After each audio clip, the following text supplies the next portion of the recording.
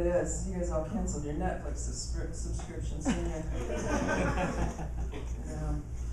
So now you gotta rely on us for entertainment. So just in case, like, you don't know how this works, you gotta listen to me right now, because I'm not gonna come home with you and sit on the coffee table for 3 weeks until there's only shit on TV. So let's talk about me. I'll start. I recently celebrated my first wedding anniversary. Because I am an optimist and or an idiot. I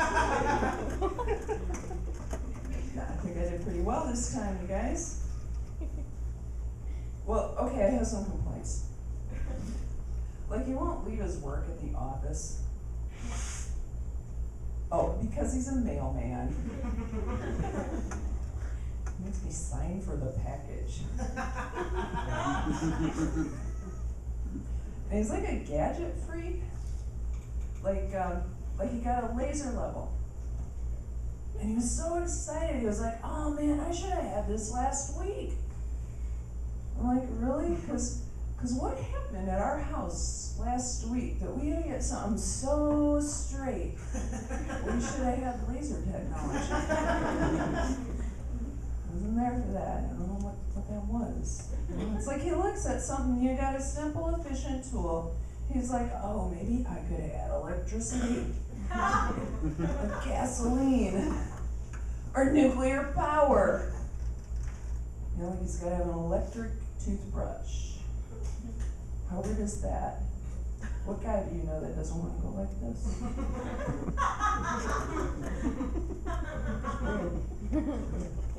After the hurricane the other week, he's like looking at all the crap, you know, the leaves and twigs and crap on the driveway. He's like, oh man, we could really use a leaf blower.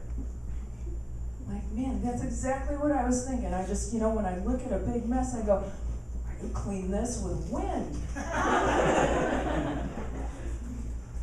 And make the mess. And then yesterday is like, oh man, winter's coming. Maybe we should get one of those electric shovels. Like, what the fuck is an electric shovel? That's a shovel you plug in. We have a cordless shovel.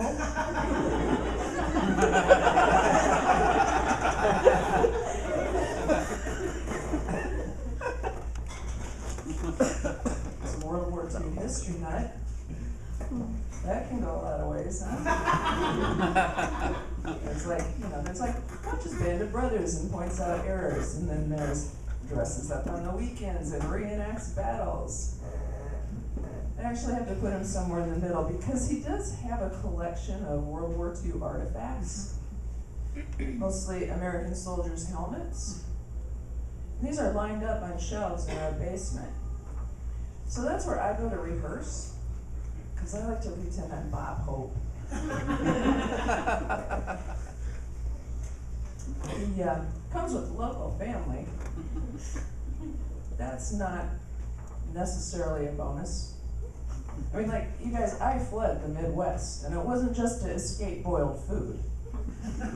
Although that's an awesome motivator. Let me tell you, my mom would take green beans, like fresh out of the garden, and she would boil the shit out of them. And then she would put that gray, sort of soggy mess in front of me, and she'd be like, now you're gonna sit there until that's gone. Which the English majors among you will recognize as the passive-aggressive voice. Because food doesn't just get gone.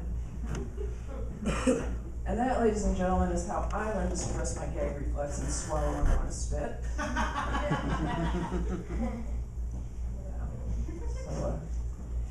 So it's Mom's night out.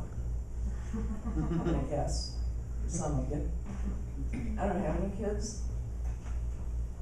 Because did you know that you're supposed to watch them? No, I don't.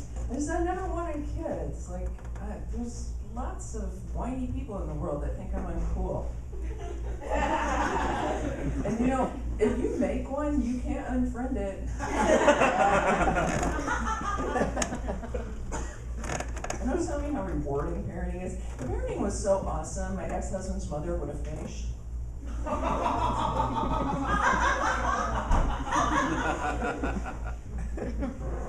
not one of those people either who's all, oh, I like other people's kids. I give them back when they poop.